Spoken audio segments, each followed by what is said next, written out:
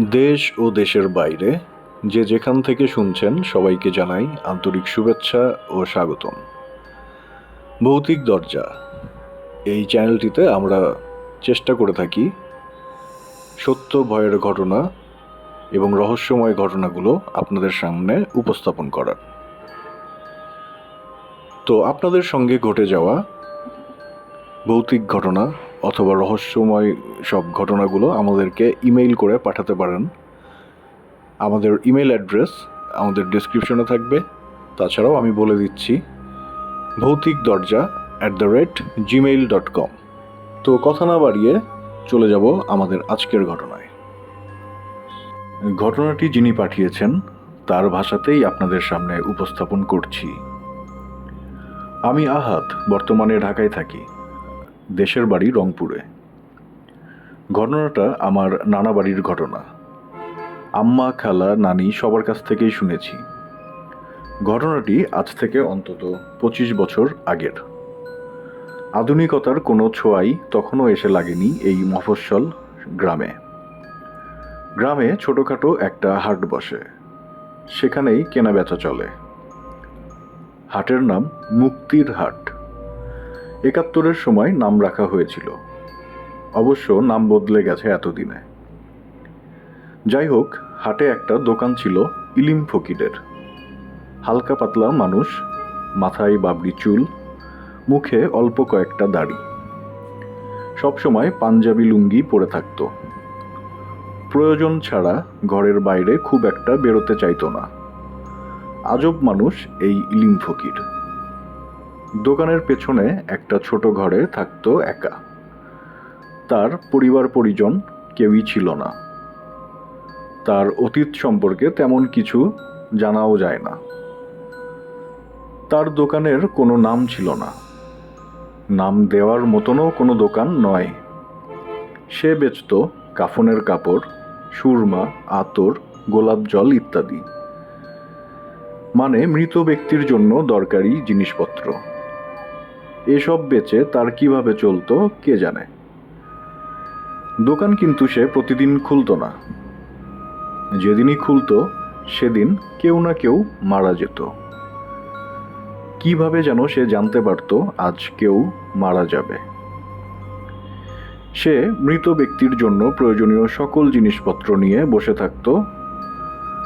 একজন মরলে একজনের সমপরিমাণ এবং বেশি লোক মারা গেলে বেশি। সে কিভাবে টের পেত আল্লাহই জানে। এর জবাব সে কখনোই দেয়নি, শুধু মুচকি হাসত, কিছু বলতো না। প্রথম প্রথম বিষয়টা সবাই কাকতালীয় ভেবেছিল, কিন্তু পরে সবাই ব্যাপারটা সিরিয়াসলি নেয়। যেদিন ইলিম দোকান খুলতো সেদিন সবাই বুঝে যেত আজ কেউ না কেউ মারা যাবে। কে মারা যাবে তা জানার উপায় ছিল না। অনেক চাপাচাপি করলেও ইলিম ফকির কোনো কিছু বলতো না। মাথা নাড়িয়ে বলতো, বলা বারণ। আমার এক চাচার সাথে ইলিম ফকির দেখা করতে আসলো। এসে বলল তার হাত একদম খালি, চাল ডাল কিছুই ঘরে নেই। কিছু টাকা ধার দিলে বড় উপকার হয়। সেই চাচার নাম জাহাঙ্গীর। তিনি বলেন, তোমার তো দোকান ভালো চলছে না, টাকা শোধ করবে কি করে? ইলিম ফকির মুচকি হেসে বলে, দুশ্চিন্তা করবেন না, শোধ হয়ে যাবে, খুব দ্রুতই শোধ হয়ে যাবে। চাচা ওর কথা আমলে নেন না। এর সপ্তাহখানেক পর ইলিম ফকির দোকান খোলে। তখনও সেভাবে রোদ ওঠেনি।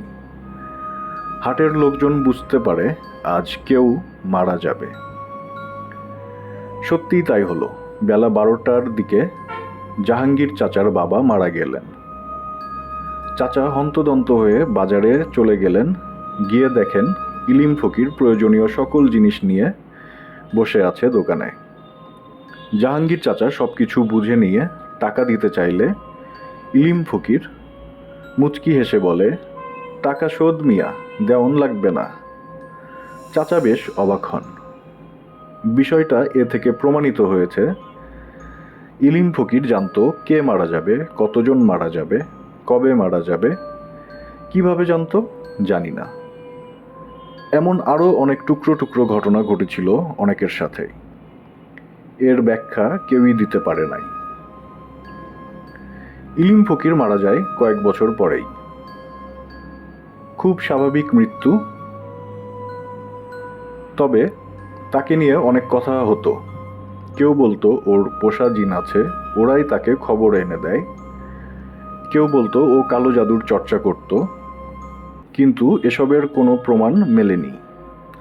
তো এই ছিল ঘটনা, অন্যরকম একটি ঘটনা। আশা করছি আপনাদের সকলের ভালো লাগবে। আমাদের ঘটনাগুলো আপনাদের কাছে কেমন লাগছে সেটা আমাদেরকে কমেন্ট বক্সে জানাবেন, এবং আপনারা কে কোথা থেকে শুনছেন সেটাও অবশ্যই সাথে লিখে আর শেয়ার করে দিবেন আমাদের ঘটনাগুলো আপনাদের পরিচিত মানুষদের সাথে যারা ভূতের গল্প শুনতে পছন্দ করেন, অথবা আপনাদের পরিচিত গ্রুপে শেয়ার করে দিতে পারেন। সাবস্ক্রিপশন করে রাখবেন আমাদের চ্যানেলটি এবং বেল বাটনটি অন করে দিবেন আমাদের পরবর্তী আপডেট পাওয়ার জন্য।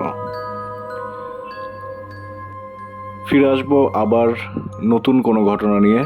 সেই পর্যন্ত সবাই সুস্থ থাকুন, ভালো থাকুন। আল্লাহ হাফেজ।